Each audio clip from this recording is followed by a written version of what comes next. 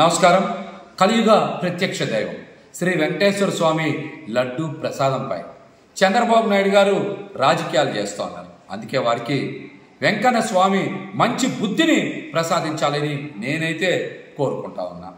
ఆడలేక మధ్యలో ఓడన్నట్టు అధికారం ఇచ్చి పాలన చెయ్యమంటే ఇస్తామన్న పథకాల యొక్క పరిపాలన గాలికి వదిలేసి తన చేతకానితనం బయటపడిన ప్రతిసారి చంద్రబాబు నాయుడు గారు జగన్మోహన్ రెడ్డి గారి మీద ఏదో ఒక విమర్శలు చేసి ఈ 100 రోజులు లాగించేశారు. విజయవాడ వరదల మీద ముందస్తు సమాచారం ఎందుకు ఇవ్వలేదని చంద్రబాబు గారిని అడిగితే బుడమేరుని జగన్మోహన్ రెడ్డి గారు పట్టించుకోలేదంటా ఉన్నారు.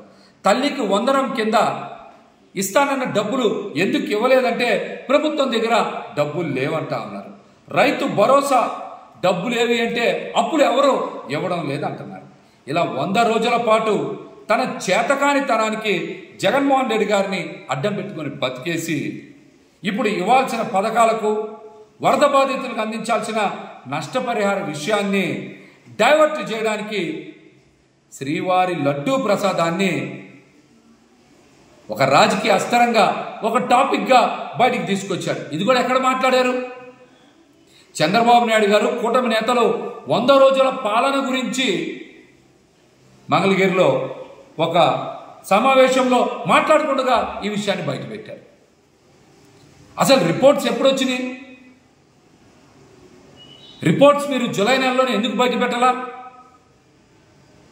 సెప్టెంబర్ నెలలో బయట పెట్టడం ఏంటి? ఇప్పటి వరకు రిపోర్ట్స్ని దాచిపెట్టడానికి కారణాలు ఏంటో కూడా చంద్రబాబు నాయుడు గారు రాష్ట్రంలోనే కాదు ప్రపంచంలో ఉండేటువంటి వెంకన్న స్వామి భక్తులకు సమాధానం చెప్పాలి. రిపోర్ట్స్ చెప్పడమే, ఏ కాల పరిమితికి సంబంధించినవి, శాంపిల్స్ ఎక్కడ సేకరించారు, ఎవరు సేకరించారు, ఎవరి శాంపిల్స్ని తీసుకెళ్లారు, ఇందులో ఏమైనా కుట్ర ఉందా? ఇలా చాలా అనుమానాలు ఉన్నాయి. భక్తులందరికీ కూడా చాలా అనుమానాలు ఉన్నాయి.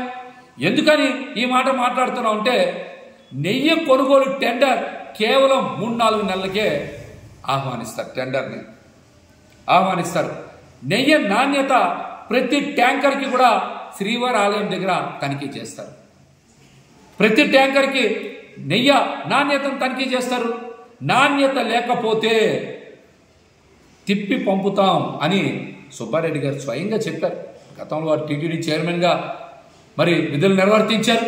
వారు కూడా నాణ్యత లేకపోతే అనేక సందర్భాల్లో నెయ్యి ట్యాంకర్స్ని తిప్పి పంపామని చెప్పారు. అది వారి నిబద్ధత. అది వారి నిబద్ధత. వెంకన్న స్వామి భక్తులకి అత్యంత పవిత్రంగా స్వీకరించేటువంటి లడ్డు ప్రసాదం ఎక్కడ నాణ్యత ప్రమాణాలు తగ్గకూడదని వారు తీసుకున్నటువంటి ముందస్తు జాగ్రత్తలు అవన్నీ కూడా ఎప్పుడో పాతకాలం నాటికి తనిఖీ యంత్రాలన్నింటినీ కూడా మార్చి కొత్తవి తీసుకోమని చెప్పారు. వెంకన్న స్వామికి సమర్పించేటువంటి ప్రసాదాల కోసం 550 దేశీ ఆవులతో ఓ గోశాల ఏర్పాటు చేశామని చెప్పారు. ఇవన్నీ మీకు కనబడడం లేదా? ఇవన్నీ మీకు కనబడడం లేదా?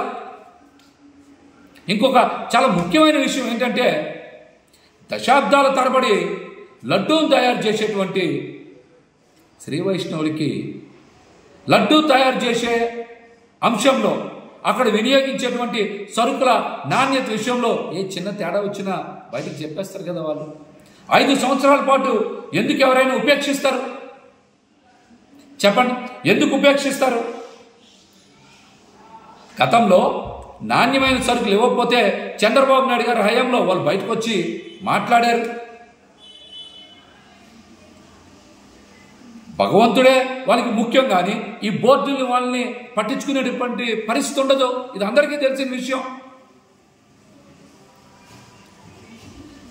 లడ్డూకి తయారీకి ఉపయోగించేటువంటి సరుకుల్ని ముందుగానే తనిఖీ చేస్తారు. నాణ్యత లేకపోతే అవి తిప్పి పంపిస్తారు.